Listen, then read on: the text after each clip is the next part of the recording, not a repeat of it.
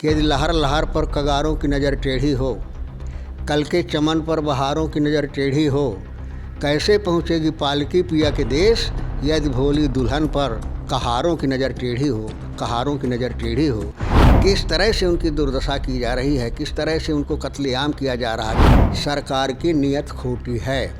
सरकार अपनी जिम्मेदारी, अपने दायित्व को चलाना नहीं चाहती, निर्वाह नहीं करना चाहती है। सबकी जिम्मेदारी कांग्रेस की और विपक्ष की। इसका मतलब सरकार इसके प्रति संवेदनशील नहीं है। सबसे सस्ता नारा वो है उनका कि हिंदू मुसलमान कहीं से भी थोप दो, किसी भी तरीके से। 90 दिनों से ज़्यादा मणिपुर को जलते हुए हो गया है और अब एक और खबर हरियाणा के मेवात जिले के नूंह से सामने आ जाती है। बीती रात किस तरीके से जब यात्रा निकाली जाती है तो उसमें दो गुटों में भिड़ंत हो जाती है और 2 होमगार्ड के साथ एक शख्स की मौत हो जाती है। इसी विषय पर हमारे साथ ज़्यादा जानकारी के लिए राज्यसभा सांसद राजमणि पटेल जी हैं, इनसे बात करते हैं और जानते हैं कि वो अपनी क्या राय और क्या टिप्पणी इस पर देंगे, क्योंकि मणिपुर को लेकर विपक्ष चर्चा करवाना चाह रहा है संसद में कि प्रधानमंत्री सामने आए और चर्चा करें, लेकिन अभी तक कोई भी चर्चा या कहें कि कोई भी बयान सामने नहीं आया है। लेकिन अब हरियाणा से एक और खबर सामने आ जाती है। क्या कहते हैं, सीधा बात करते हैं। सर, क्या कहेंगे, जिस तरीके की खबर हमने देखी है नूंह से जो सामने आई है, बहुत ज़्यादा जिसे कहें कि पथराव हो गया, यात्रा निकल रही है, धारा 144 लगा दी गई है, इंटरनेट बंद कर दिया गया है। सबसे बड़ी बात है कि सरकार अपनी जिम्मेदारी, अपने दायित्व को चलाना नहीं चाहती, निर्वाह नहीं करना चाहती है जी। केवल उसके एक शगुफा रह गया है कि कोई भी जिम्मेदारी हो, कोई भी समस्या हो, सबकी जिम्मेदारी कांग्रेस की और विपक्ष की। इस वजह से ये सब हो रहा है। निश्चित रूप से जिस तरह घटनाएं हो रही हैं, 3 महीने से ज़्यादा का समय हो गया और मणिपुर जल रहा है। मणिपुर के दुर्दशा को जिसने अपनी आँखों से देखा है, कोई भी ऐसा दिल नहीं होगा जो पसीज ना जाता हो, जिसकी आंखों में आंसू ना जाता हो। छोटे छोटे बच्चे, महिलाएं, बहुएं, बेटियां, किस तरह से उनकी दुर्दशा की जा रही है, किस तरह से उनको कत्लेआम किया जा रहा है, किस तरह से लाशें सड़कों पे पड़ी हैं, जंगलों पे पड़ी हैं। और महिलाओं के साथ जिनका ये नारा देते हैं बड़े गर्व के साथ में कि बेटी बचाओ बेटी पढ़ाओ, और उन औरतों को किस तरह से नंगा करके माने घुमाया जाता है, इससे बड़ी बेहया की बात क्या हो सकती है।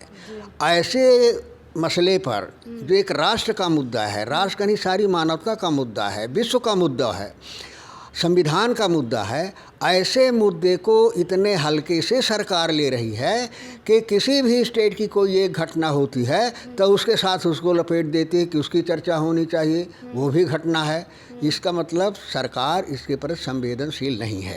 यदि संवेदनशील नहीं है, इस घटना को गंभीरता सरकार नहीं ले सकती है, तो कहीं न कहीं सरकार की मंशा पर भी खोट नज़र आता है।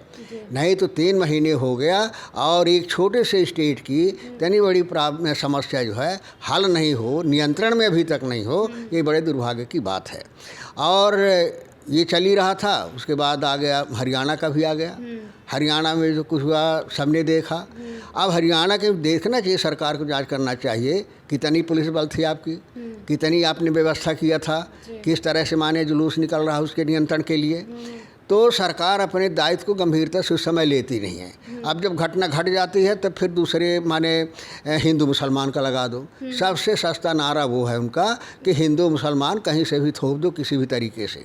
व्यक्तिगत रंजिश होती है, गुंडों की कोई जात नहीं होती है, चोर की कोई जात नहीं होती है, डकैत की कोई जात नहीं होती है। लेकिन इस तरह की घटनाएं जहाँ होती हैं, व्यक्तिगत रंजिश होती है, उसको भी वो हिंदू और मुसलमान का कलर दे करके लोगों को गुमराह करना चाहते हैं। तो ये कलर देने से देश नहीं चलेगा, ये जातवाद का जिन्न चढ़ा देने से देश मजबूत नहीं होगा।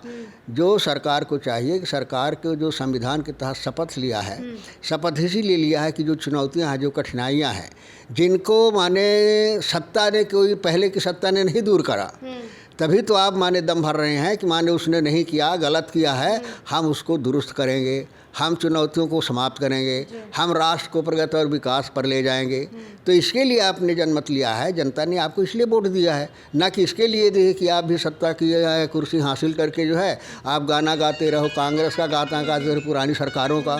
तो ये सरकार जो है तो जिम्मेदारी से बचना चाहती है और कहीं ना कहीं इसकी नीयत पर संदेह होता है कि इस तरह के दंगे, इस तरह की परिस्थितियों की जिम्मेदारी खुद सरकार है। सर लेकिन ये कब तक होता रहेगा कि जितनी धार्मिक यात्राएं निकलती हैं उनमें इस तरीके से पथराव हो जाना, दो गुटों में भिड़ंत हो जाना, ये कब तक ऐसे ही चलता रहेगा? देखिए, सरकार की नीयत जब ठीक नहीं हो तो सब कुछ यही होता है। गांव के प्रति, गरीब के प्रति, देश की चुनौतियों के प्रति जो है सरकार की नीयत खोटी है। और ये नीयत खोटी हो तो फिर परिणाम कैसा होगा ये अपने आप में सिद्ध है। कि शायर ने कहा था कि यदि लहर लहर पर कगारों की नज़र टेढ़ी हो, कल के चमन पर बहारों की नज़र टेढ़ी हो, कैसे पहुँचेगी पालकी पिया के देश, यदि भोली दुल्हन पर कहारों की नज़र टेढ़ी हो, कहारों की नज़र टेढ़ी हो। इस देश की जनता ने अपना विश्वास आपको दिया था इसी वजह से कि उसकी इज्जत की रक्षा करोगे, हिफाजत करोगे, सुरक्षा करोगे, चुनौतियों का सामना करते हुए देश को आगे बढ़ाओगे। लेकिन अगर वो नहीं हो पा रहा है तो कहीं ना कहीं आपकी नीयत में खोट है।